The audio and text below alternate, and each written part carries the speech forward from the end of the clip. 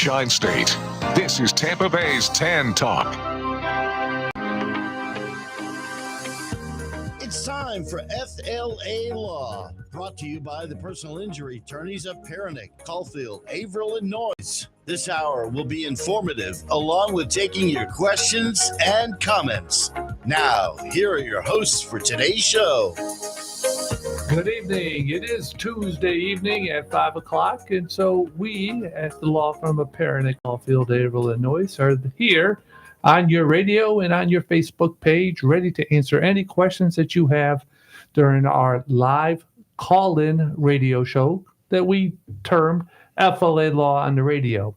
We call it FLA Law on the Radio because many years ago we used to have an FLA Law show on the TV where we took calls from listeners and TV watchers, and so we wanted to incorporate that again on the radio. So, as I said, my name is Matthew Noyes. I'm one of the attorneys at the law firm of Perenich, Caulfield, Avril Noyes, and we are the longest established personal injury law firm in Tampa Bay. Our firm has been helping those injured in car accidents and other personal injury matters since 1955. We are here tonight to help you with any questions you have regarding an automobile accident or car insurance, slip and falls, even workers' comp and Social Security disability claims or questions that you may have. So the number to call, the law line, is 727-441-3000. You can call us and give us your question. We'll be happy to answer it. And if you don't want to hear your voice on the radio and you want to see what we look like, you can also go to our Facebook page at Perenich, Caulfield, Avril Noyes Injury Lawyers. And we are live videoing this episode right now. And you can type in your questions right on the Facebook page. You can even go to our YouTube page and watch the show there as well. So this is the time. We are here from 5 until 6 o'clock to answer your questions regarding the law. I'm not here alone. Fortunately, I have my friend and my law partner, Lori Robinson, here again. Lori, thank you for coming and sharing an hour of your time to always enjoy being here. Help our listeners get a little insight as to the law. Lori, why don't you tell our listeners before we get started a little bit about yourself and your tenure at the firm and a little bit about the firm as well. Sure. I always appreciate that the firm is the longest established personal injury law firm in the area, the Tampa Bay area, because apparently I'm pretty long established too, since I was born in 1955. But I've really been very, I love the law, and it's hard to imagine that I graduated from University of Florida in 1979, and that was 45 years ago. It's like amazing, but I've been very, very blessed and fortunate to be with our law firm for the last 25 years. I guess heading to the 26th year probably. And one of the things I enjoy the most is that when I came on board so many years ago, it was possible to complete the qualifications to become a board certified civil trial lawyer. Sure. And that was it's one of the things we talk about from time to time on the show, but there are certain specialties that the Florida Bar does recognize in a special way, and that is if you've had significant trial experience, passed a test, have experience requirements met, then you can qualify to become a board certified civil trial lawyer. And Brian Caulfield and I, both of the firm, have attained that. And it's a distinction that is shared by a relatively small percentage of I think lawyers. it's only like less than 3% of all lawyers. Yeah. And it doesn't mean that other lawyers don't have, obviously, experience and qualifications, but it is a special credential that allows people to know that you've been certified by the Florida Bar as having attained those requirements to meet the board certification. So that's great. And of course, as you know, I'm a Clearwater, Florida native. So, right, you were born in Morton Plant Hospital, right down the road. so and Clearwater High graduate. Yeah. So it's I feel very connected to our community, and so it's really always been tremendous to be a part of our law firm, which also is so connected to the old Clearwater, but also the new Clearwater. Right. So yes. Well, yeah. And so Lori and I are here to answer questions that you have regarding personal injury, workers' compensation, or Social Security disability. But we also wanted to, just go over something that happened yesterday. Yesterday, 185 new laws came into the state of Florida. 185 bills went into effect on July 1st. And so Lori and I, we're not going to go over all 185. We would need probably a 5-hour show, and I think Ed would want to go home before that happens. But we did want to touch base on a few of the bills, so you would understand and appreciate what bills are out there, what new laws may impact your life and different things you do. So if you have questions regarding these bills, or if you have questions regarding our areas of law, give us a call at 727-441-3000. But one of the first bills that I wanted to, or law, I guess not a bill anymore, Right. one of the laws is a House Bill 865, and that has to do with youth athletic activities. The bill requires, now the law requires all athletic coaches at Florida public schools to be certified in CPR, first aid, and the use of an AED. Wow, boy, does that hit close to home? It does hit close to home, because it was kind of surprising to us that coaches and other school administrations weren't trained on that area of law. Why don't you tell our listeners, a little bit about why we know all about this law? Well, we were involved and represented a wonderful family, quite a number of years ago now. I'm going to say that we're talking over 10 years ago, aren't we now? I think something in that ballpark, yes. Probably well over that. But young high school student in the Tampa Bay area out participating in training for baseball, and sadly had an episode in which he basically passed out and his heart stopped. The school had AED, but nobody knew how to use them. Right. It was just unbelievable that could occur. And the case had some other complexities about other criteria, but for purposes here, and as I recall, I think, wasn't the family successful in going to Tallahassee? They were. And requiring that the schools have the AEDs Right. and training related to them. But I guess we can see that even now, I guess this sounds like it's an expansion of that to include the CPR training as well. Yeah, and all coaches okay. must now be certified in CPR. The family was able to get the existence of the AEDs machines at the schools, but now this law at least requires that all public school athletic coaches are.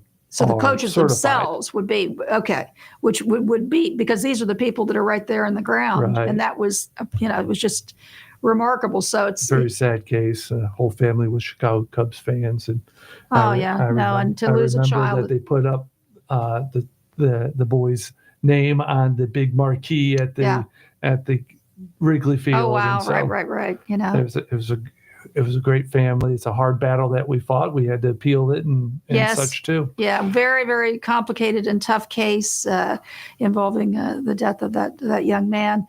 And it just illustrates how important the legislature is, really. And, so the family can take credit. In fact, we need to probably follow up and let them know that additional steps have been Yes. taken to try to turn this into something that is more actually helpful, because when that tragedy hits, you sure wish there had been better provision. Yeah, and according to the research, it says that sudden cardiac arrest is the leading cause of death in student athletes. And so wow, this law is very important that the right. coaches are certified in CPR and first aid.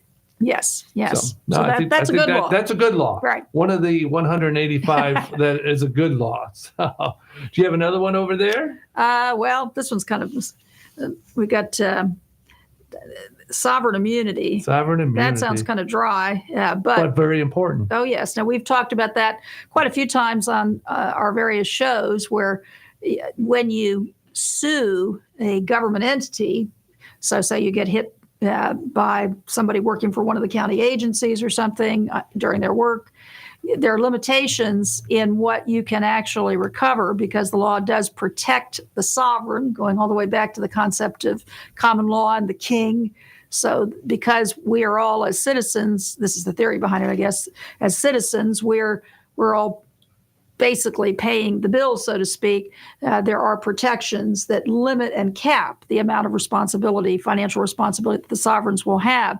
This bill seems to be trying to expand that to include, because of course there are all sorts of situations where there's a contract with some county or city agency to do something for the government entity. And that becomes an area where it's not so clear or hasn't been so clear currently. It might be if there's a private entity that's responsible for having caused a harm through negligence, then we would, on behalf of the person that was injured, be able to sue that entity and not necessarily be subject to the limitations that prevent you from recovering more than $200,000, this kind of thing.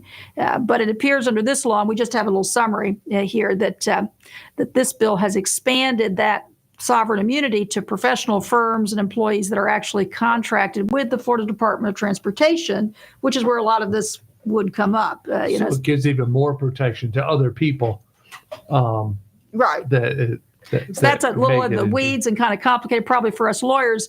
And this is a great show topic because, I'd heard, like everybody does, the legislature passed all these laws, and there were a couple of kind of funny ones that I'd heard about, so I was kind of curious to look at. But we'll have to do a little independent research on these areas in our area of law. Right. Well, for example, that law also has impacted one of our cases that we recently were able to resolve for our client. Right. A client got injured on a defective sidewalk, and the government entity contracted out to another company to maintain the sidewalks.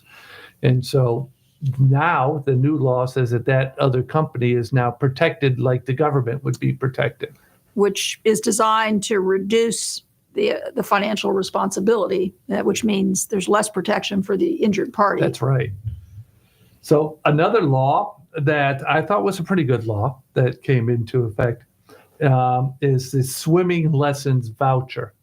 The law, it was aimed to reduce the number of child drownings in the state by allowing or expanding access to swim lessons. Oh, wow. So the law now creates a voucher program which allows low-income family vouchers to enroll their children in a swimming lesson at participating vendors. Oh, that's great.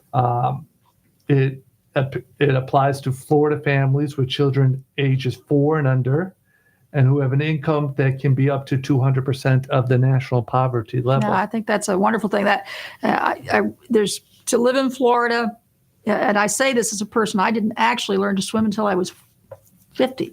I remember that. Yes. I remember when you learned. Because they did teach it in school, but I never really worked at it enough, and so I ended up going through a series of swimming lessons at that older age, and it was fantastic, and it gave me a great deal more confidence. And here we are in Florida. We have the wonderful opportunity to spend time in the water. I know you don't like to do that too much. I do the pool. Yeah, okay, you're right. But honestly, raising children, it's a great skill and obviously a safety issue too. So making it more available to people so there's nothing to interfere with the ability to just get the child comfortable in the water and swimming is especially wonderful. Early on at age 4. Right. I mean, that's when you see the videos of them throwing the babies into the water. Right. I freak out, but they said that's how they learn. And that would be much better, because part of why it had taken me so long is because over time I'd never really had a bad experience per se. I'd had no experience, but I was a little bit fearful. Yes. So with a child, that's not going to be a factor. So it's very good to get that kind of a lesson underway so early. So that's a good one. I think that's a good one. Lori, myself, and Jacqueline Bryant, another partner at the law firm, right before school ended, we went over to Ponce de Leon, and the firm does what's called a read and play project, and we give them a book to read over the summer, and we give them also a ball to play with so they can both exercise their mind and exercise their body during the summer. But before we pass those out, we always give, a little talk about the safety. And Jacqueline always talks about how important it is to be safe around the Yes. pool. So Yes. this law is going to hopefully help reduce the dangers around the pool, especially for kids who don't know Oh my how to gosh! swim. Right. So- And of course, Jacqueline, has young children, so she's really tuned into the dangers there. And I think that's excellent. I think that was a good law. So good job, legislature, Yes. on that law. Again, this is Matthew Noyes, and that's Lori Robinson. We are attorneys at the law firm of Perenich, Caulfield, Avril, and Noyes. This week, we're talking about the new laws that came into effect yesterday in the state of Florida. But please, if you have a question regarding any of the new laws or our areas of law, which are automobile accident, trip and falls, work injuries, and even Social Security disability claims, give us a call before 6 o'clock so we can be here to answer your questions that you have. The number is 727-441-3000, or you can just jump on our Facebook page where we are live at Perenich, Caulfield, Avril, and Noyes Injury Lawyers, and you can type in your question there, and we can address those questions now. So give us a call if you have any questions. But let's go back to the new laws that came into effect yesterday. Lori, what other law have you seen? Well, one, and it kind of dovetails with the issues of child safety and allow the voucher program to get swimming lessons. This law, House Bill 591, is called the Hot Car Death Prevention Law. And it's based on, they've actually designated April as a Hot Car Death Prevention Month, which came out of and another name for this act is Aria's Act. Aria Page was a 10-month-old who suffered heat stroke after being left in a hot car. And the law is aimed at raising awareness of the month designation, of awareness of the danger of leaving children alone in vehicles. Under this law, state agencies are encouraged to sponsor events to educate the public about these dangers and how bystanders can rescue vulnerable children in such situations. And that was something, especially, Florida's so hot. Yes. We all, oh my goodness, it just seems like it's especially hot right now. And it's so easy for something like that to, you just don't realize, you just don't have any real time at all. So that sounds like, they haven't given us the specifics in this little summary, but the idea of building awareness. I think that's the most important part about that law is really building the awareness and developing the campaigns. I mean, we see it with Distracted Driving Month, where you see commercials and you see public announcements about being on the lookout for that. And so I think that's great. It's April. Is that what that was? Yeah, April is that. Now, I don't want to in any way equate this to animals, but I do want to point out that it's that it is the same issue, and probably even a little bit more of one where people will tend to, not think of you can't take your dog in with you someplace, so you're just going to be in there a short time.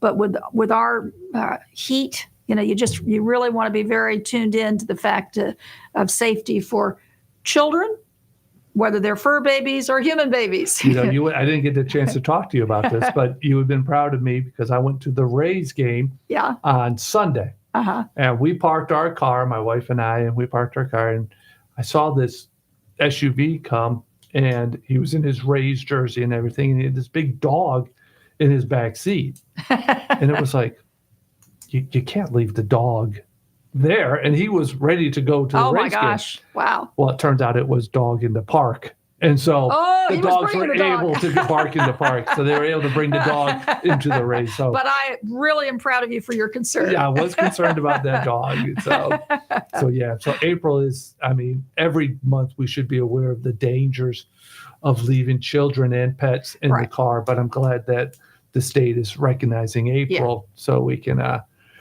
Let more people be aware of that. Right. And it's obviously a very sad occasion that Aria Page has suffered the heat stroke, but at least some good comes out of that tragic event to hopefully save others. Kind of like what we talked about with the CPR and such. Yes. Tragedy happens, but if we as lawyers or as citizens or as legislators can try to learn from that tragedy and try to prevent it from happening to somebody else, then we're fighting the balance. That's right. At least some good has come out of a sad situation. Yeah. Speaking of sad situations, Lori and I and our firm do a lot of Social Security disability cases. And it doesn't have to just be a physical disability to prevent you from working. Actually, a lot of our cases is the mental disability that prevents people from working. And we're all kind of familiar with the Baker Act and the Marchman Act, but a new law amended the Baker Act, which deals with mental health and substance abuse. And under this new law, the Baker Act will have the following changes. It will require a 72-hour examination period to start when the patient arrives at the facility. It extends the maximum time a person can be ordered into involuntary outpatient services from 90 days to 6 months. Well, that's a very positive change. Yes. And I saw another change that it had too, but I thought that was pretty good. It reduces the court's time frame to schedule a hearing from 15 days to 10 days. Yeah. So the court does get involved, and if they're protesting the detainment, and so they shortened that period of time from 15 days to 10 days. So I thought that was pretty good. That's good, but the biggest challenge, it's so hard because the law is attempting to carefully balance the rights of the individual who is being subjected to potentially an involuntary requirement to have treatment or even involuntary hospitalization. And often, of course, the person doesn't want that sometimes.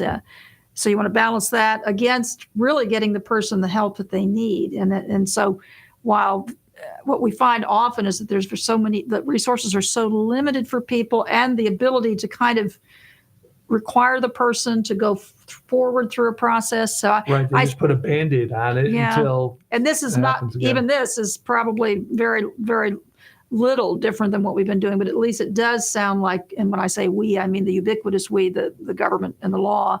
So often people will want a solution to their loved one's problem when it's a mental health issue. And those are I think they're actually the hardest to handle. It's beyond what a typical family situation really can handle. And I would say I'm seeing more and more and more mental health issues that have become significant enough to the point where the person really can't function in a work setting. And it doesn't have to be schizophrenia. It doesn't have to be, what people would deem a very significant mental health condition. I mean, depression and anxiety, all things. Those things. We're seeing a whole bunch in our Social Security disability claims. Right. No. How do we go about proving it to the judge that mental health condition raises to the level that the applicant's entitled to Social Security disability? Well, it's going to require ongoing medical care from a psychiatrist that will support a finding that the individual is, in these kind of cases, basically unable to focus or concentrate sufficiently to do, depending on their age, if they're young, even the simplest kind of work. So it's going to require that medical care. So actually that new law, that's something that in some respects will help the person probably, because it's almost kind of creating a path for a period of ongoing care, because without a medical record that supports that the person has but depression, anxiety, or some other. I mean, obviously, if a person's hallucinating and all that you can see in that scenario. But even people with those conditions don't treat as often as they should. I mean, they're in denial. Their condition prevents them from wanting to treat, and so extending it from 90 days to 6 months is going to be helpful for us to prove, but it's also going to be helpful for them to get the treatment that they need. Yes, because honestly, for most people, if you are actually Baker acted, which means that they do involuntarily commit you for a period of time, it's not all that long. Now they're expanding a little bit, the amount of time that they could require a particular, basically a care that is being essentially supervised by the court, in effect, So that it's so important, because without that, and I would say in the mental health issues, it's very common for the person not to have good insight. Of course, that's a part of it, really, is to not have good insight about what's going on. And so they're challenging cases, but with proper medical documentation, ongoing treatment, it absolutely is something that can entitle a person to Social Security disability. And that's the key. You have to have ongoing medical documentation. Right. We have too many cases that, our client has been Baker acted 1, 2, 3, 4 times. And partially it's because they don't have that treatment on an ongoing basis that can maintain their condition the best that they can with medication and other types of treatment. And it is important to realize that the Social Security rules are looking at being unable to work for 12 consecutive months or longer. So what's happening if you're Baker acted, it's not going to be obvious without ongoing treatment what your situation is. Right. And if you aren't really treating, even though your family and your friends would be able to say this person is having all of these issues, without the treatment, there's nothing that supports it in the medical record. And so that person who is in need of the help, which can be either through Social Security disability, which is a person that's worked enough to have work credits that they can get the disability, which is actually just getting your Social Security retirement early due to the medical situation. But even if that isn't the situation, there is the SSI program for people that are not in that situation. Maybe they haven't worked very steadily that much because they do have the mental health issues. And so that's same medical standards at work there. So another law that does seem like it's a move in the positive direction. And I'm glad to see some movement in that area, because I say, to me, those are the hardest cases because it's so difficult for the family, and many people will actually literally end up in a situation where they're in a homeless shelter, because they either reject the help of their friends and family, or it's just beyond the point where their friends or family can deal with it. Yeah, and so this involuntary outpatient services that's expanded to 6 months. We're not saying, and the law is not saying that the mental hospital can keep you for 6 months, no questions asked. They have to get a court order, that now will allow the court order to go for 6 months instead of just being limited to the 90 days. Right. So it's all something that is designed to protect a person's what we call the due process rights. So you'll always have the right to a hearing, and they appoint a public defender. If you don't have the finances to actually hire an attorney, I know that well because I started my legal career as a public defender. And that was one of the first jobs I had, was representing people who had been Baker acted. So it's important. It's very important. Thank you, Lord. That's very helpful. We are going to take our first break, but on the other side of the break, we will be back to talk about some more of the 185 laws that came into effect yesterday, but also answer any questions that you have. So if you have a question during the break, give us a call, 727-441-3000. We'll be right back.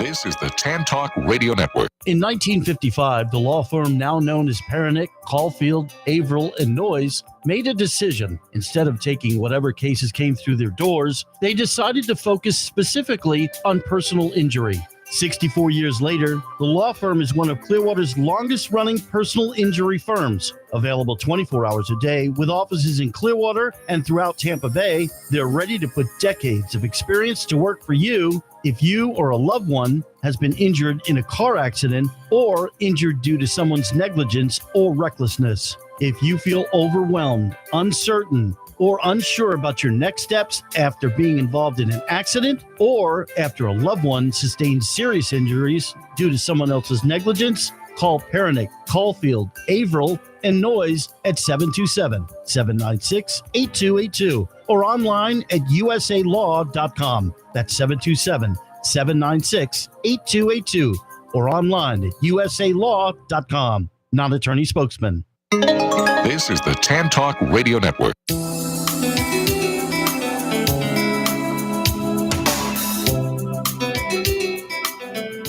All right, we are are back. This is attorney Matthew Noyes. I'm one of the partners at the law firm of Perenich, Caulfield, Avril Noyes, a personal injury law firm that has been helping the injured in Tampa Bay since 1955. We proudly host FLA Law on the radio every Tuesday from 5 until 6. We're here as a service to you to be available to answer any questions that you have regarding the law. The law line number is 727-441-3000. And tonight we have Lori Robinson, another partner at the law firm of Perenich, Caulfield, Avril Noyes. And Lori and I are going over the new laws that came into effect in Florida starting yesterday. And believe it or not, there's 185 new laws that came into effect yesterday. And so we're just touching base on a few that we thought were pretty interesting. And I would say so far, so good. I mean, I even as a lawyer, I'll have to say I early on concluded that sometimes it was just as well when the legislature wasn't passing any laws. That's true. But on the other hand, we do hire them, so to speak. We have our elected representatives to go run our state, and so I think we've covered so far some good ones. So apparently they've been spending their time, at least in part, productively. Yeah. Do you have another law that we can talk to our listeners about? Here's one that involves pregnant women and their ability or inability to serve on a jury. Okay. So this one amended the state rules about jury service. And under this law, a woman who has given birth within 6 months before the reporting date on a jury summons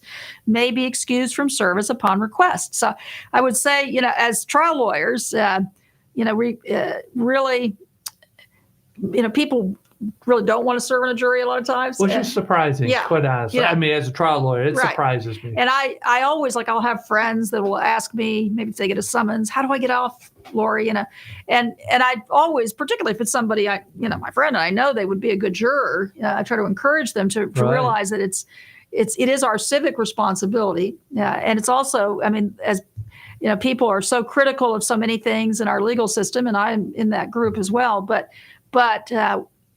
although our system has many flaws, it is still the best in the world.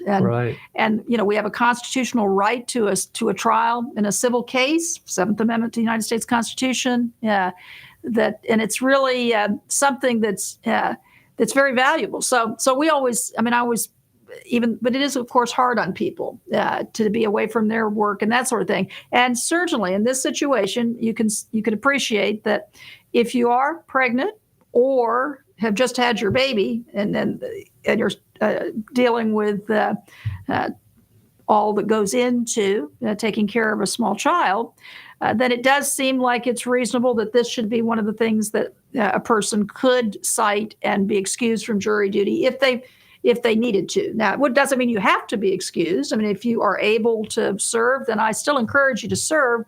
But it does seem that that I can easily imagine there'd be circumstances that it would be appropriate for a person to be excused. Why don't some of our listeners may not understand the whole process of picking a jury?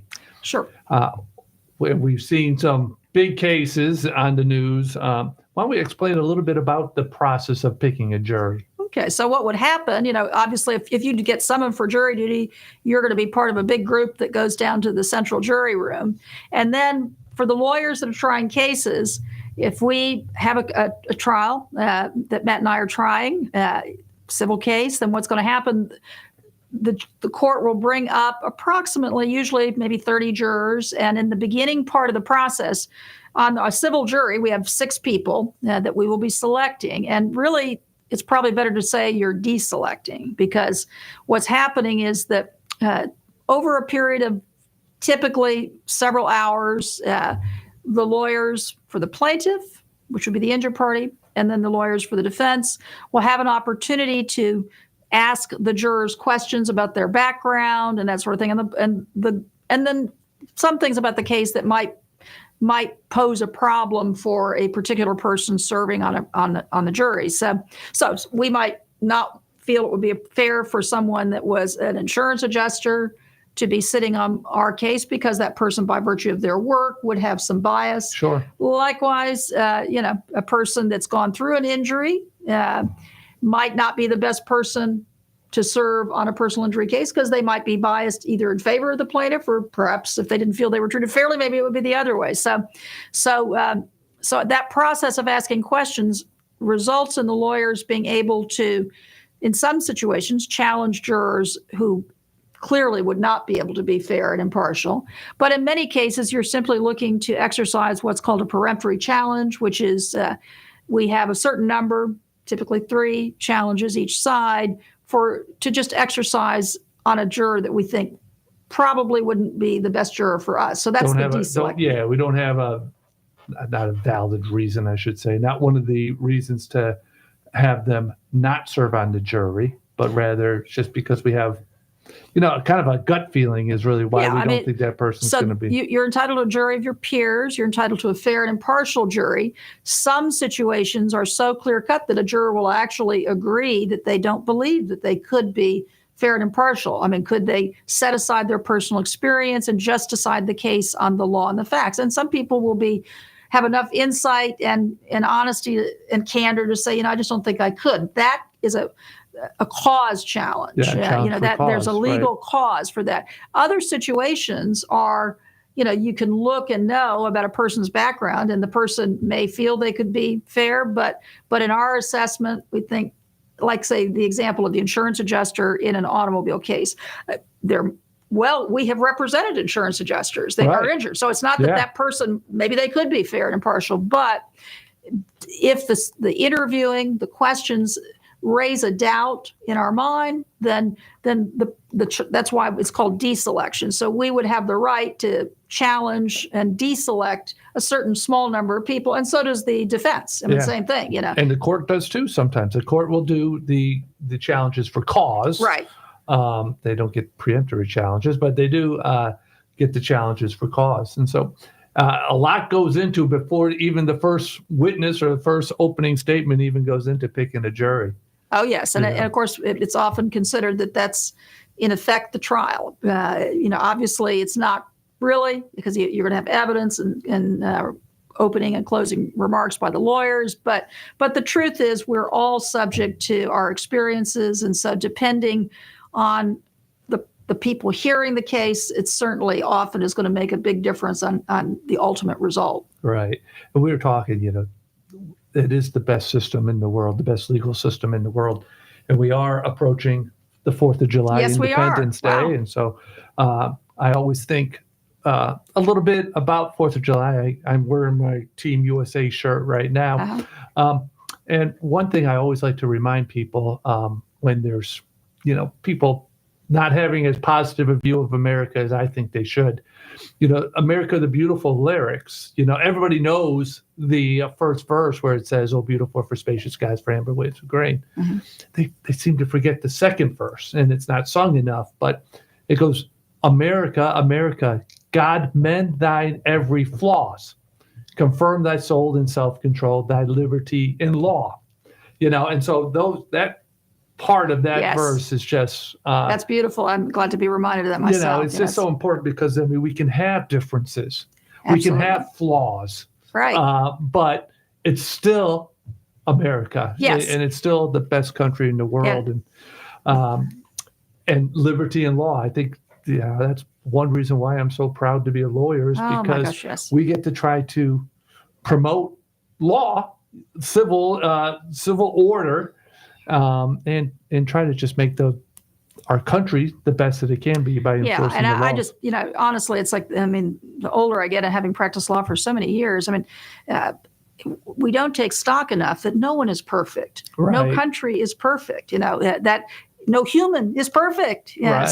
So that is the reality. And so when we stand on the soapbox and say we have the best legal system in the world, it's because we do. There are huge problems with it, and we've seen a lot of that, over the course of time, and especially right now. But having said all of that, we have an actual fundamental system that allows people to go in to a court of law with their representative and give their argument to a jury. Right, and it's amazing the founding fathers knew that, and they took that into consideration when they wrote the Constitution. Yes, the very intricate checks and balances that are in our system, the separation of powers, all of those things came as a result of of men that looked at how the world had been governed at that time and up to that time, and tried to craft together things that created this democratic republic that takes into account the rights of the minority, of course, balanced with the rights of the majority in a way that is unique in the world and has so far withstood the test of time. May it please be so. And those beautiful lyrics from America the Beautiful. Yes, it's just so important, especially this week. We have to remember, and give thanks for what we have, but not say what we have is everything we need. We need to keep working and for follow more. And follow those principles that we were given. Right. Don't throw them out the window, because it's those principles that people have fought and died for that have created the opportunities that we see in our country. Yes, I could talk about. Me too. I could talk about being patriotic all my life, but let's go back to the laws really quick. Since we've been talking about the laws, I want to talk about this odd law, and that is the law of releasing balloons. Oh no. The legislatures thought, well, gosh, we have all these problems in the world. Let's make a law that makes it illegal for anyone to intentionally release or cause someone else to release a balloon that's inflated with a gas that is lighter than air. So a helium balloon, I would assume, is what they're saying. And so now, as of yesterday, if you release the balloon into the atmosphere, you can then be charged with littering and be penalized for littering. So, like, what happens? I'm just visualizing like the Macy's Day Parade. This is Florida, but I mean, so you have a bunch of balloons. So if one, I guess, gets away, well, that wouldn't be intentionally releasing. Okay, I don't think. all right. I think it has to be intentionally releasing. But what about the gender reveals where they might let a blue balloon or a pink balloon go off, or what? I guess the rule is that if you're going to have one go off, if you want one to go off, just make sure that whoever is releasing it is 6 years old or younger. Well, there you go. That might work for the law gender says that if it's 6 years old or younger, then they can't get in trouble for littering. So, and see how important lawyers are. So we did all those arguments. Yeah. I know. I say, okay, let me see who do I have younger than 6? They're coming to the party. So laws are America's laws are wonderful, and some can be a little silly as well, but. That is now a new law in Florida. What else? What other law do you have, Lauren? Well, let's see here. What have we got? Well, now here's one that's it's kind of a little bit of a tough topic in our world, and I know we've had some family law attorneys on to talk about the issues of child custody and that sort of thing. So there's a law that's been passed called Safe Exchange of Children. Oh, yes. And what it does, it sets rules for parents of a common child. It requires each sheriff to designate at least one parking lot for parents of a common child to safely exchange the child. Then the lot has to include a purple light or signage. I don't know what the purple light means, and have a camera surveillance system to improve security. But it's kind of a sad commentary on our time that this is necessary, that we have to have these neutral places where this can occur. And it'd probably be something a family law lawyer, maybe we can ask one of them the next time they're on the show, could comment about, because to me, it just makes my heart break that we need such things, but we do. Yeah, we had Patrick Gaffney on the show a few weeks or several weeks ago, and he's a family law attorney, a great guy. And one of the things that he says that really why he battles, why he does marital law is because he's trying to get these families to do the right thing for the kids. For the child, So that law, I think it's good that it requires every sheriff to have a place where if you can't agree to a space to drop off the so child, just at least end that problem. There's security footage, so there can't be any dispute what it was. And I think the purple light, I think, is just designated as a safe area, but I don't know that for sure. So so that I think that is a good law to protect the kids and to accountability, to behave while you're doing that. Although you may not get along with the partner anymore, it's still important to show respect for the child. Yes. So that's good. I like this law too. This is a law. It's a pilot program. those who know me, my mom was a music teacher for 26 years at St. Cecilia's school here in Clearwater. She taught me music. She taught her grandkids music and all my brothers and sisters music as well. And there's a STEM music program for middle schools. I've always said it's so sad that music isn't promoted like it used to be when my mom taught. Oh, yes. But this is a program that's aimed at providing music-based supplemental materials to support science and math classes in middle school students. Unfortunately, it's only for Marion County, Miami-Dade County, and Alachua County that would be eligible to participate in the pilot program.